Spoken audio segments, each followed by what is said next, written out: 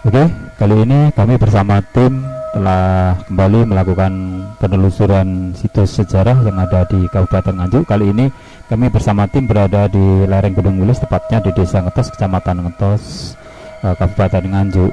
Kali ini kami akan melihat dari dekat sebuah makam seorang tokoh yang terkenal.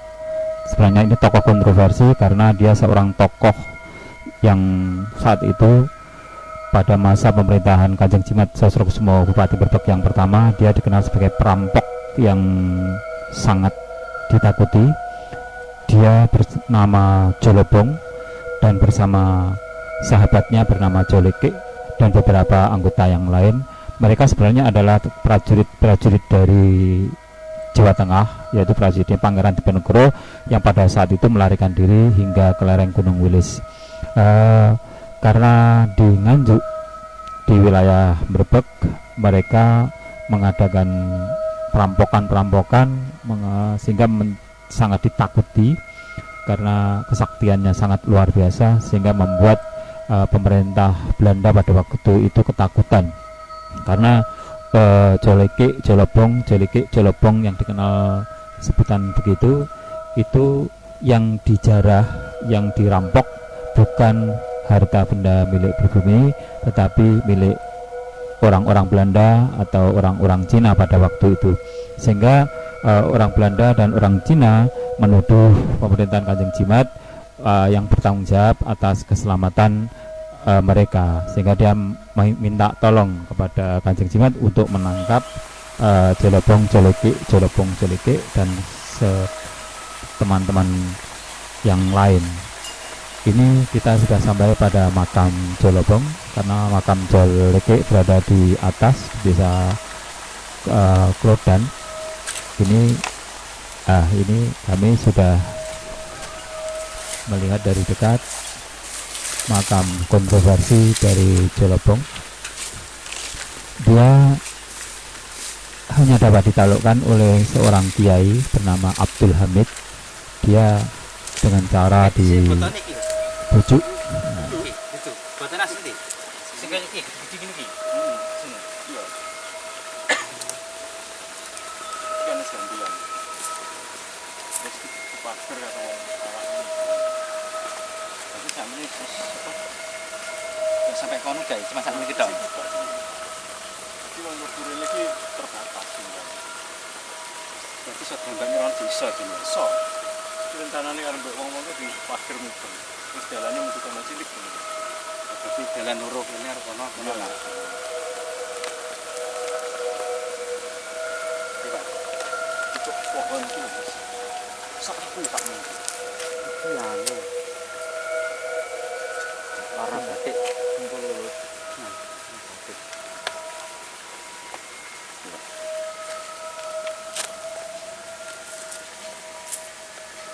Makamnya sahabat.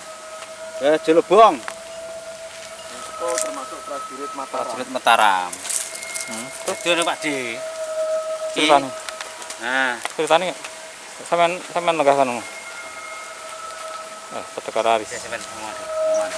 Sampean ngomong buta apa jarine mungkin yang tuh. Jadi kayak ngene kan ngerti sampean ditopone wis. Nek menurut sejarah Jolobong iki keras. Jolobong itu sama dengan Iro Gunung. Sak grup, sak kelompok. Tapi terus menyamar menjadi Jolobong, Jolekek, Jodipo, Joke, Joleksono. Itu pengetahuan dari orang-orang masyarakat sini seperti itu. Berarti sak kelompok ya? Satu kelompok dalam perjuangan ketika melawan Belanda, kalah dengan prajurit Diponegoro melarikan diri sampai ke sini. Oh, seperti itu. Berarti kayak ini loh, Mbah. Kita juga ada daftar ya. Pengen nerangne Mbah Abdul Hamid nyekel tahun sakmene nyekel Mbah Jolobong. Nah, bar nyekel untuk hadiah tanggal selawe bulan iki terus tahune 1830 iki lagi iso njabat dadi Demang Ngetos. Nah, iki Demang, iki tanggal selawe tahun 1830 iki Demang Ngetos. Terus iki 1820 iki nyekeli Jolobong. Berarti kacek mulung tahun ya, 10 tahun ya.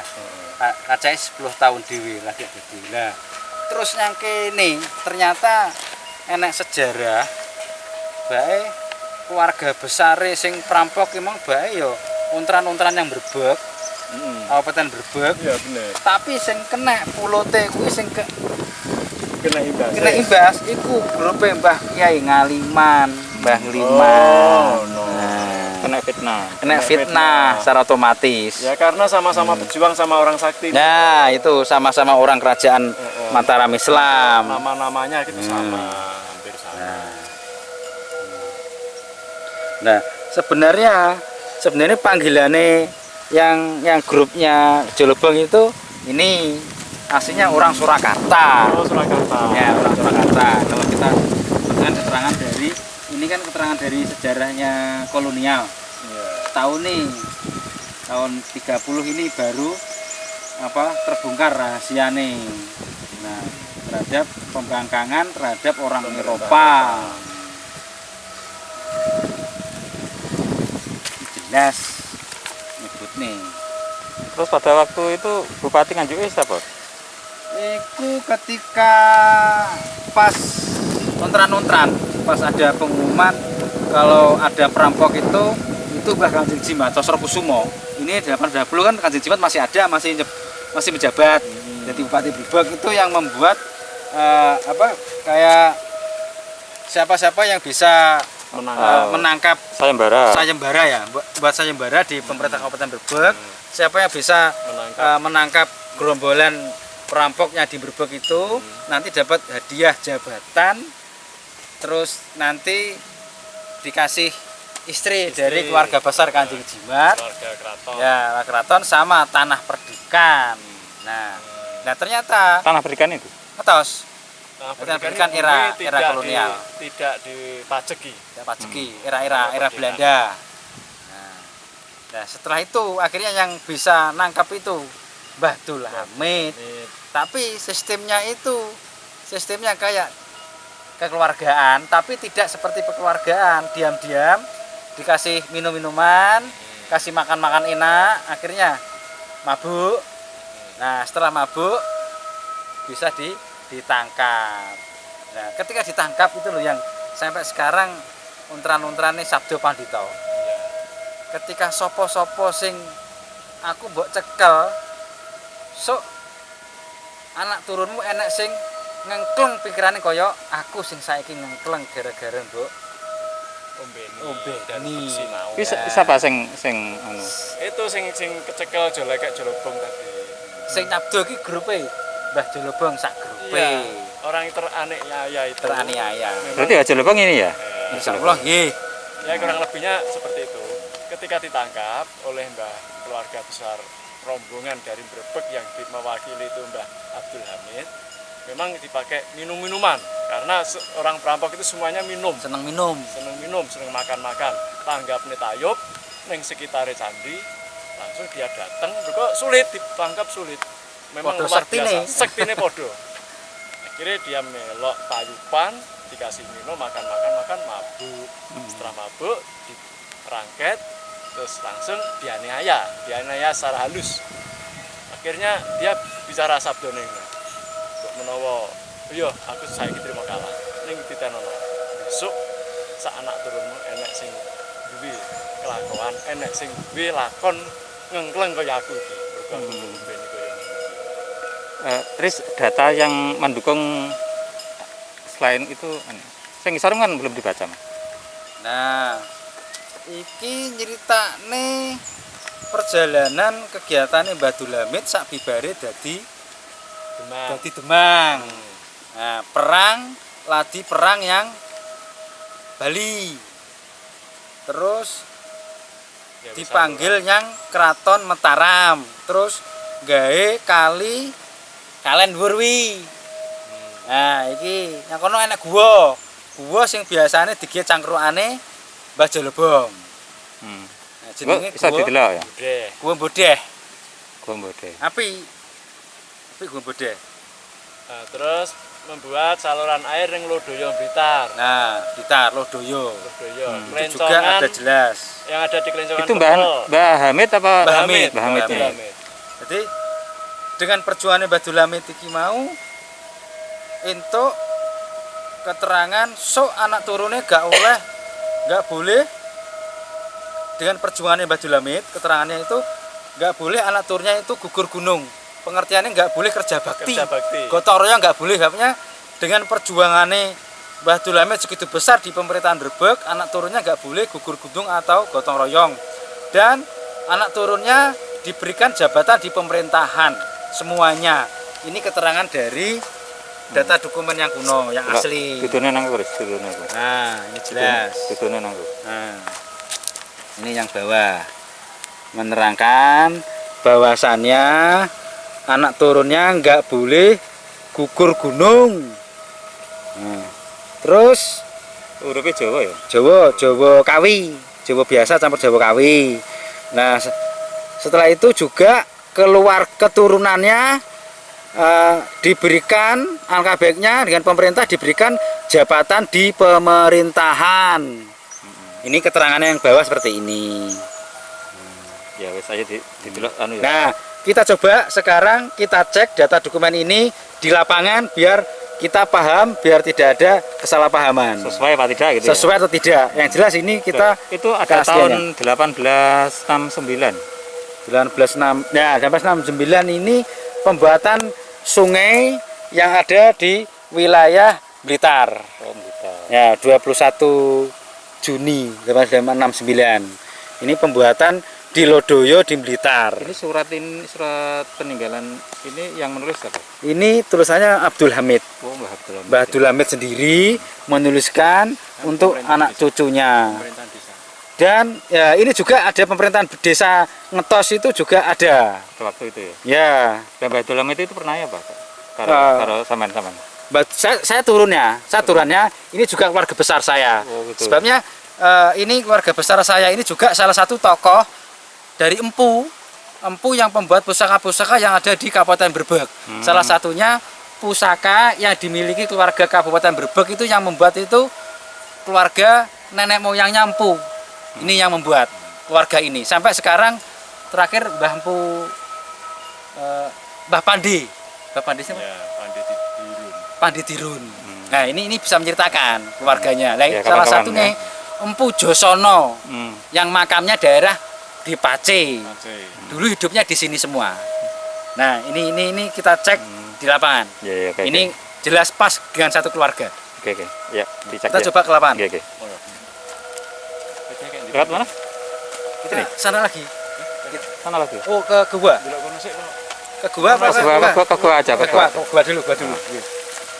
Harus cerita hari. Nah, di sini ada dekat sungai besar Kalimundeng yang jurusannya ke Gunung Wilis, yang biasanya digunakan untuk pengairan persawahan. Sekaligus di kanan kiri sungai ini terdapat bangunan-bangunan kuno. Salah satunya di sini selain ada makam tadi, sebenarnya ketika era Majapahit juga sudah ada pura yang sampai sekarang namanya itu Selo Puro. Selo itu batu, pura itu tempat ibadah.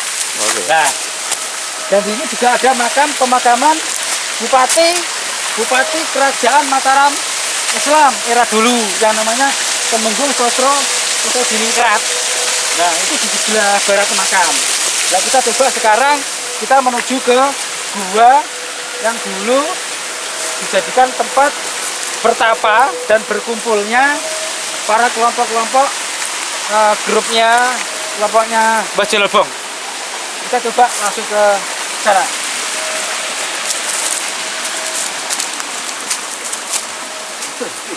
Kalau apa?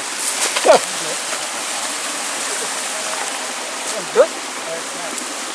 Udah. Ini salah satu saluran air yang pembuatannya dari Mbah Abdul Hamid. Oh, ini. Saluran air ini Hati-hati, Pak. Hati-hati. Mas.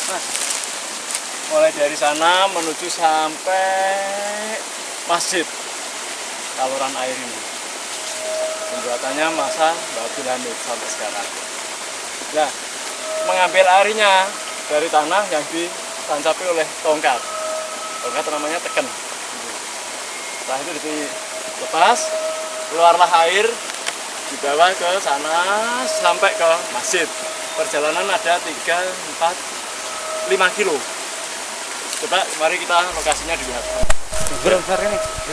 Oke, kita melihat dari peninggalan Kiai Abdul Hamid yang pada saat menggali saluran dengan menancapkan tongkatnya. Nanti akan kita lihat dari dekat posisinya berada di mana, letak dari tongkat-tongkat yang ditancapkan ke tanah. Ini nampaknya kita sudah mendekati lokasi. Yang pertama yang saya katakan tadi, Mbah Abdul Hamid menancapkan tongkat di sini, lalu diambil tongkatnya, keluarlah air seperti ini. Sekarang airnya masih, dulu besar, cukup untuk mengairi di masjid, belumbang masjid, patirtan masjid. Nah, setelah itu perkembangan zaman tahun 1940-an, itu kekurangan air di Ngetos, pada kelurahan pemerintahan desa itu mengadakan sayembara lagi. Barang siapa yang bisa membuat saluran air ini besar, siapa orangnya, kalau lahan sawahnya luas, 1 hari 1 malam, dalam seminggu tak kasih air saluran ini. Akhirnya yang sanggup namanya Mbah Empu, keturunan Empu dari Josono tadi, namanya Empu Dirun, sanggup dengan memperbesar air ini. Dengan perjalanan membuat saluran di atasnya Gua Bodeh. Contohnya seperti ini, mari ke sana. Oke.